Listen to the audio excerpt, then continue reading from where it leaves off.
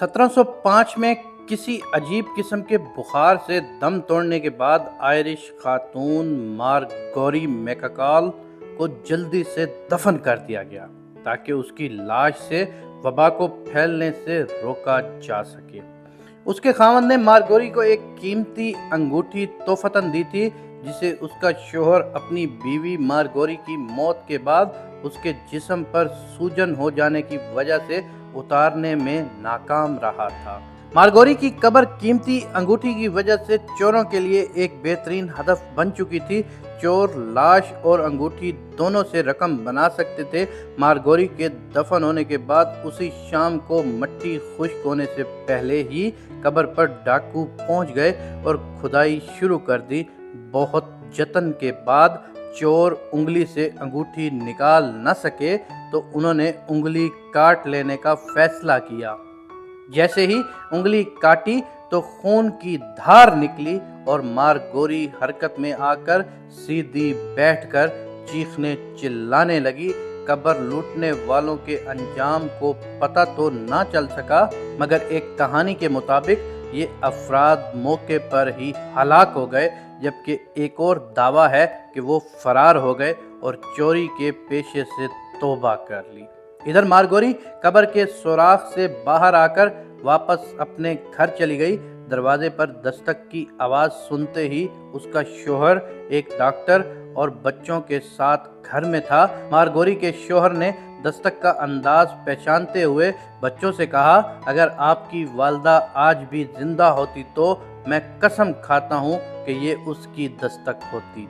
जब उसने दरवाज़ा खोला तो उसने अपनी बीवी को वहाँ खड़ा पाया। वो कफन में मलबूस थी, उसकी उंगली से खून टपक रहा था, लेकिन वो जिंदा थी। जबकि उसका शोहर ये देखकर फर्श पर गिरा और दिल का दौरा पड़ने से मौके पर ही फौत हो गया, जिसे मार्गोरी की ही खाली होने वाली कब्र में दफन कर दिया गया। मार्गोरी ने दोबारा शादी की और उसके कई बच्चे पैदा हुए। जब आखिरकार उसकी मौत वाक़या हो गई तो उसे आयरलैंड के शिंकेल कब्रिस्तान में दफनाया गया, जहां अब भी उसकी कब्र मौजूद है और उसकी कब्र के कुतबे पर यह लिखा हुआ है, लिव वंस बरीड ट्वाइस, यानी जिंदगी एक बार मिली लेकिन कब्र में 2 बार दफन हुई। इस कहानी सुनाने का मकसद सिर्फ इतना है कि हमारे मरने का फैसला, हमारे जीने का फैसला सिर्फ और सिर्फ उस ज़ाते बारी ताला के हाथ में है कि जिसके कब्ज़ा कुदरत में मुझ समेत आप सब लोगों की जान है। दुनिया में ऐसे बहुत से वाक़यात होते भी हैं, हम सुनते भी हैं। कभी कोई बेहोशी की हालत में कोमे में चला जाता है, जिसको आम तौर पर लोग समझते थे कि ये मर चुका है। क्योंकि ये वाक़या 1705 का है तो उस वक़्त इतनी मेडिकल साइंस ने तरक्की नहीं की थी और चोर उसकी अंगूठी को लेने के लिए जब कब्र दोबारा खोदते हैं और उसकी उंगली को काटते हैं तो उसके जिस्म में दोबारा इर्ताश पैदा हो जाता है और वो कोमे से बाहर आ जाती है। अब सवाल ये पैदा होता है कि हम इस ज़िंदगी में क्या काम कर रहे हैं। ज़िंदगी हमें एक बार मिलती है और मौत भी एक बार आती है, लेकिन ये दुनिया की वाहिद खातून थी जो ज़िंदगी तो एक बार मिली लेकिन इसको मौत ने 2 बार यानी कब्र में 2 मरतबा उतारा गया। मैं आज अपने समेत अपने तमाम देखने वालों से ये गुजारिश करता हूँ कि खुदावंद करीम के सजदे से कभी भी गाफिल ना रहना। तुम्हें नहीं पता कि किस लम्हे